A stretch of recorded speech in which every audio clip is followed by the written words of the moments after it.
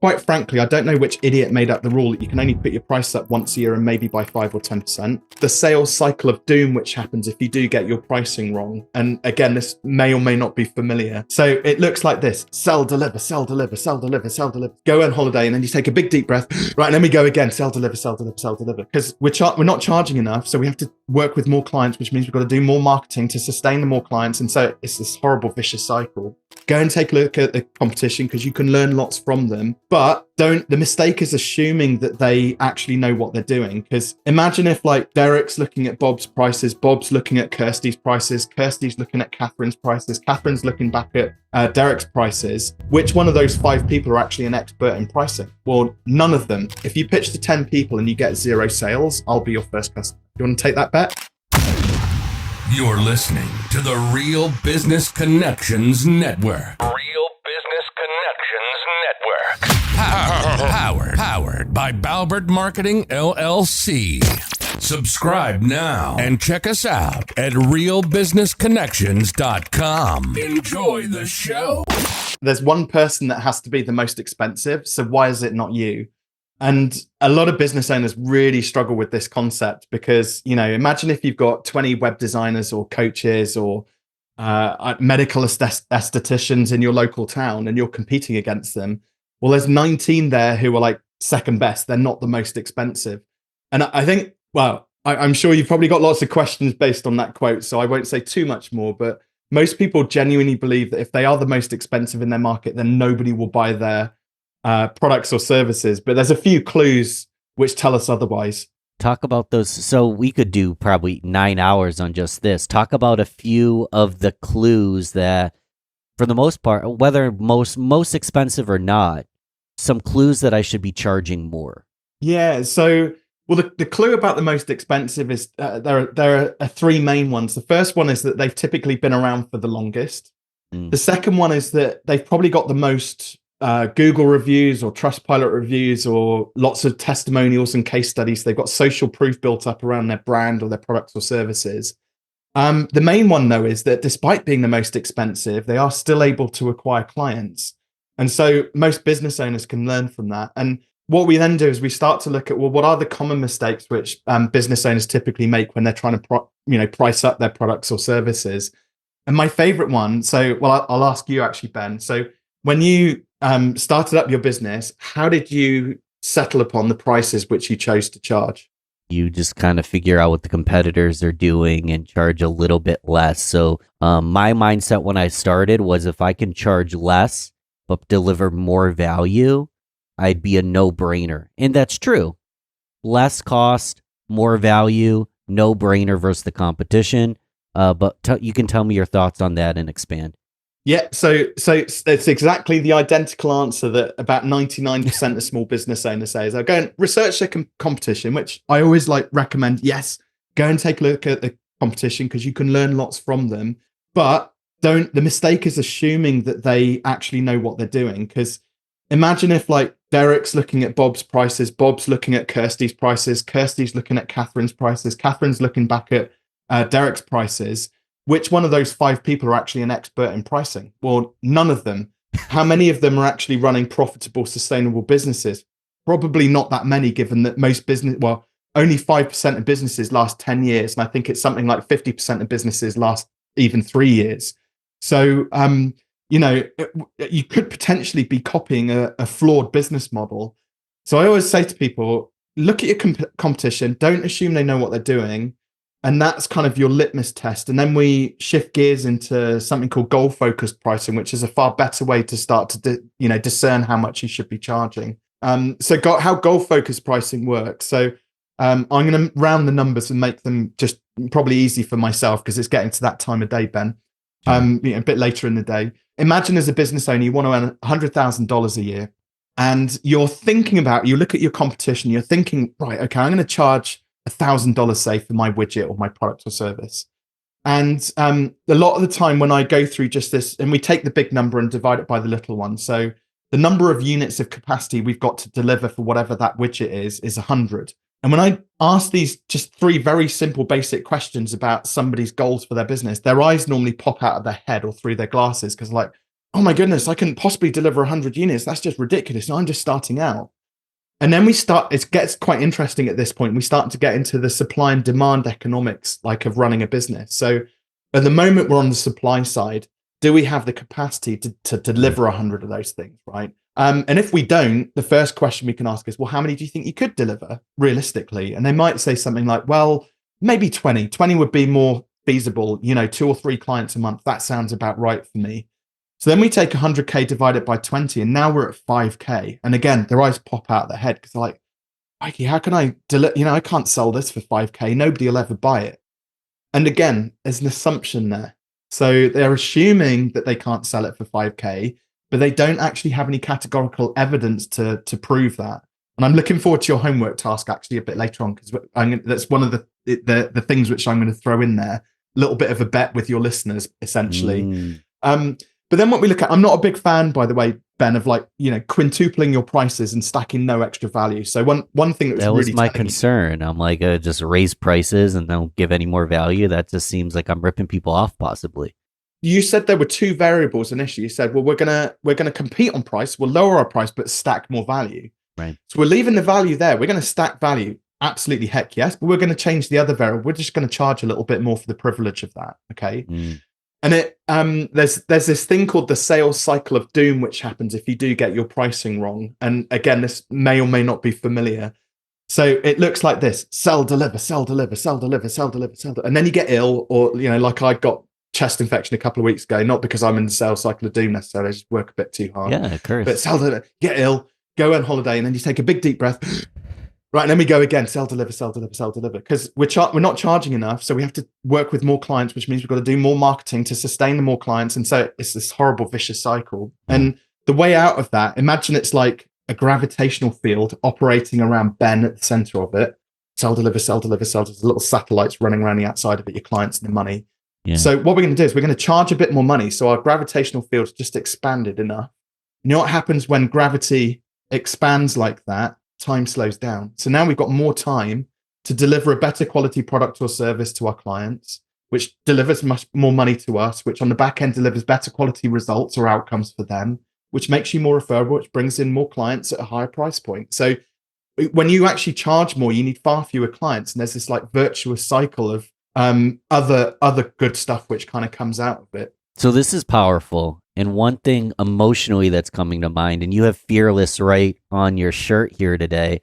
You've got Fearless Business, the Fearless Business podcast. Is there a lot of like emotional mindset fear kind of block? Like, like maybe it's like a need, but the need to be liked, or possibly imposter syndrome that you're like, well, Ben doesn't deserve to charge this, or Ben's afraid to charge this. I felt that way when I started my business. Is that normal? That fear? 100%. Yeah, 100%. And like, it's all of the above. Those are all, and they're not fears that we should just ignore either, because without going deep into the psychology of it, our money story actually is developed in many people before we even have memories. So before the age of 2, 3, 4 years old, you will have already developed your money story. And it's because of the energy around probably conversations, maybe even some arguments which happened in the household between mummy and daddy, or daddy and daddy, or mummy and mummy in this day and age. And, and so that energy kind of stays with us. You develop kind of protective mechanisms around it.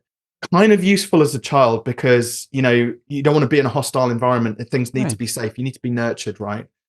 But then as you start to get older, and maybe those conversations continue and they become more familiar because now you're more aware of them. But then you start to get into your teenage years, where that's where people start to then earn their own money. But now they're projecting their parents' ideology around money into their own earnings potential and their own ideology around money.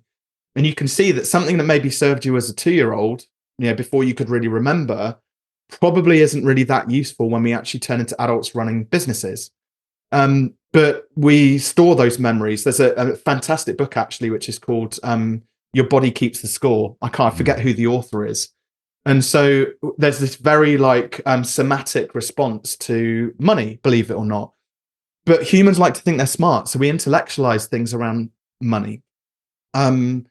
I don't know if this will work, Ben, but if you're open to it, I can kind of give you a live demonstration of what I mean by this. Sure. Yeah, Okay. that sounds fun.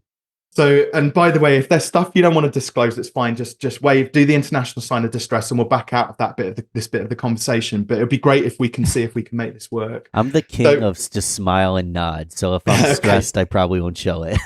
Good. Okay. So you run a business. You have services which you offer to clients, right? There's probably a service which you're maybe thinking, oh, I'd really love to do something around this. I'd really love to deliver a service. If you've got a service in mind. A new one? Yeah, potentially a new one or an adaptation of an existing one. Okay, yeah, got it. Okay. Can you give us an idea about what it is and maybe what you were thinking about charging for it? So I haven't talked about this publicly yet, but this won't come out at this moment anyways. I have a mastermind community. My community's Grow Getters Only. We do a live free event every month, but then there's also a weekly community. Nice. Grow Getters Only, growth-minded entrepreneurs, business professionals.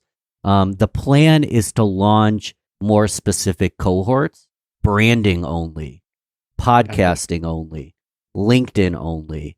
And then in order to, I would honestly, any who's part of that specific cohort is going to get access to the main group. But since it's going to be hyper-specialized, it's going to have a specialized pricing that is going to be a larger investment than the nominal price of joining the group.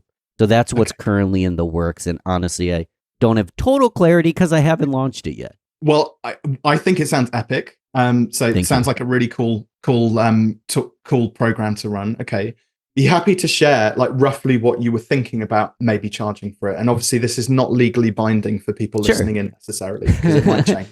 The main group itself, the weekly group, has went up in bits and pieces, but $597 annually for that weekly main community. And then my thought is if you want a part of a monthly cohort, $997.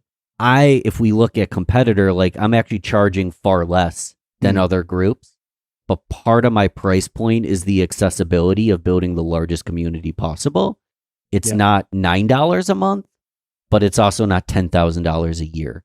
So that's a little bit of background in my thought process. Okay. I'm glad you said 10K. So we're talking about 997 today, roughly. Mm-hmm. Is there a future where you think it could maybe go to like 5, 6, 10K? I don't know, maybe a bit more. I mean, I could. Like 3 years down the line, there could be a version of this where you're selling like, 10K. We're offer. Getting like so deep into it, but I think information is kind of, it's out there. Like, I don't want to charge a ton for an information product. Really, what I'm doing is building a community. So I want accessibility. But then there's the argument to make that if you have people paying 10K, you have a higher level of entrepreneur in the group. However, that's not really my mindset. Like, I want it to be an open door for an established entrepreneur that's trying to grow. So the question is, how can I charge enough that there's an investment there? But I don't want to charge 10K just because I can. Yeah. But what I did hear there, though, was that if the audience was right, i.e. if it wasn't the startup community, it was more like maybe an established business that is going to get more value from it, there could be a 10K offer out there. There could. I don't know if in my business I'm going to go that right. Maybe this is a limiting belief. It's possible. But yeah. But that's the primary business I run is like a service-based business. So to start a high-ticket mastermind isn't my business model. However, it probably could be my business model. That's not out of the question. Yeah, that's all we're trying to establish. It's just maybe there's a chance I could do that in the future. That's all we're trying to look for. I'm getting very thoughtful with it because it's my business itself, but I understand it complicates it a little bit. This is good stuff. I'd rather it was actually a bit nuanced and a bit more like complicated because then it really highlights what I'm hopefully about to sort of demonstrate. Please. So most people, when they consider pricing, they make it very binary in terms of their thinking. It's just the way the intellectual mind works. So by binary, I mean that we're thinking of like words like it's too cheap or too expensive. It's a yes or a no. I'm in or I'm out. Yeah. And we think that that's how people make these kind of decisions. But I want you to think of pricing more as being a bandwidth. So what we've established here is that there's a bandwidth of like 997 where you're currently at. And there's a potential that it could grow into a 10K something maybe in the future if I choose to take it that way, right? So we've actually got bandwidth of just over 9,000 numbers rather than it being a yes or a no thing, right? That's why you're in the maybe space. But one thing which you also said was, well, actually there are people who are charging more for this than me. And so I detected a hint of, well, what if we were a little bit on the cheap side with 997? So we're going to test that. And what I want you to do is, I don't want you to necessarily say anything, but I'm just going to say some numbers and we'll see what happens. Okay. Allow your body to kind of do the talking here for me if you can. Right. So just tune into it a little bit. Just take a big deep breath and just kind of relax yourself into your body if you can. Do you want me to do anything specific or just? No, I just want you to listen to the numbers, take a big deep breath in. And as I say the numbers, we'll see what comes up. Okay. So in a start at 997, we're just going to go in round numbers. Okay. So $1,200, $1,500, $1,800, $2,200, $2,500, $2,800, $3,000. $3,600. Okay, we're starting to get there, I think. So $4,500. Body language. You've got a really good poker face here, Ben. I don't know what I was. Am I supposed to? No. So there was something which happened around about $3,600, which I don't know if you're aware of, but both your eyebrows popped up. I don't know whether that was a conscious or subconscious thing. But what I'm looking for is a number for your current offer that is really where your subconscious says, actually, Ben, you're too cheap, and this is what really you should be charging. What I want the listener to listen back to this like 10 times and give us some observational analysis, because maybe this is me just stuck in my head, but I was very much tuned into your vocal tone and your pacing, and I was wondering if I was like just mirroring your pacing and tone. It could be, but I was also using the same, because it was more than just a number. It was like an expression behind the number too. Yeah, so I was trying to encourage something to come out of you. There was a little bit of that, but Gotcha. it was the same tonality and pacing for each of the numbers as we went through them. Okay. But there was a tightening of your shoulders. If you watch the video back at about 3.6, your shoulders tightened a little bit. Your eyebrows went, I can't remember if it's the outside or the inside, but your eyebrows raised. Yeah, and then, I like to raise them. Yeah, and we hadn't done anything really else aside from that until that point. That actually tells me that possibly your subconscious is telling you that maybe this is a $3,600 program. Now, we don't just jump straight from 997 to 3.6. What you would probably want to do is maybe graduate it. So maybe if you're doing like a series of launches or something like that, you would test 997, then maybe you test, like, get an early bird group in, like your initial cohort signed up to it, get some feedback, build your confidence. So you mentioned imposter syndrome, so that's going to help with that. You'll see evidence there that people are willing to buy it and they're getting value from it. And then next launch, you might go to $1,500. And then we do another cohort and another launch and it goes well and more. So we're constantly kind of reinforcing as we go. There are people who are just like double your price. And I've had clients who we go through this exercise and they're like, yeah, Rob, I trust you. We'll just jump straight to like 3K, fine. And then and they go out and successfully sell it. Okay. Yeah. But I said at the start, you're up, like, the group sounds really cool. Okay. Yeah. What price point would you like to play at? Just thinking about it. What price point do you think you would like to play? I like the 997. Okay. Would you be willing to experiment even just a little bit higher? Given your subconscious was like, hey, Ben, come on, you're worth a bit more. Not for the launch, I don't think. Okay, not for the launch. Okay. But for round 2. Round 2, what do you think you might jump to? 1997. Awesome. Ballpark. Okay, so what we're gonna do is at 1997, and I would have to, not sure what your launch process is or what your list looks like or how much demand there is. Remember, supply and demand, how much demand there is for this as well. Yeah. But I would lay down a challenge. If you at 1997, if you pitch this to 10 people and you can document that process of you delivering that offer to somebody, i.e., recording those conversations. So I can see how you're sort of delivering that pitch. If you pitch to 10 people and you get 0 sales, I'll be your first customer. You want to take that bet? So you've got at least one person at 1997. Okay. I mean, I'll take the bet. I don't pitch the program though. Well, whatever the delivery of it is in terms of from a marketing and sales perspective. Yeah. Yeah. So essentially what we're saying here is, well, or maybe the goal is slightly different for you then if it's more of like a market, like an email launch, for example, or something like that. But if you can't get maybe 10 people enrolled on it, maybe I'll be one of the first 10 or something like that. So we can tweak the rules. We can tweak. I buy people's first month. So first month's always complimentary. So what we could look at is the retention from a complimentary month to signing up to actually engage for the year. Yeah. So what I'm trying to create here is like this win-win situation. It's like, right, I'm going to go for it at the new price point. I can't possibly lose because I'm going to get a client out of it irrespective. But imagine taking then that, and I would genuinely do that as well, by the way, Ben. This is part of the homework task as well, which I'm going to put out to people at the end. But you kind of, even if you don't have me placing that bet with you, you still need to lead into your pricing, your price rises with that level of confidence, right? I can't lose from this. I'm going to, this is what I'm worth. Stack the value, get the feedback, the client case studies, the reviews, and various other things like that. And the social proof, and gradually build your confidence through it. And like I said, escalate through the prices. We've had people who have, almost like 8x through their prices over the course of 12 or 18 months through using this process of just gradually just incrementing the price.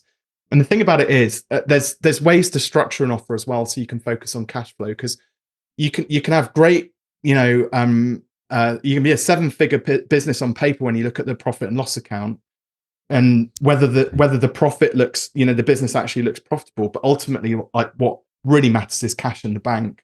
Yeah. So again, like even if, let's say hypothetically, you went for an offer which was 3.6, well, and if it's a 12-month program, you'd probably front load the cash a little bit. I don't know, like 600 up front, and then do the rest on installments over 11 months, for example, at $200 a month. So you can cash flow it, so it makes it more affordable for the people joining.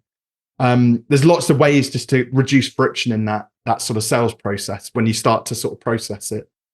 This is all really eye-opening. You got me really introspective. And I'm thinking out loud right now. If someone's listening to this, this is evidence that prices will increase. So it's not a bad time to get into the program now, because it sounds like we're going to work together to get the price actually level with the value we're providing, which anyone who knows me probably would agree that like I don't always see the own value I provide. I like to make things accessible, so I don't always charge what a lot of people would say I should. And again, I'm verbal processing right now, but does that seem to make sense? Yeah, that's it. And you pretty much hit the nail on the head there. What I haven't discerned and articulated really clearly is that there is a differentiator between how our intellect values us and how we value ourselves at a subconscious level.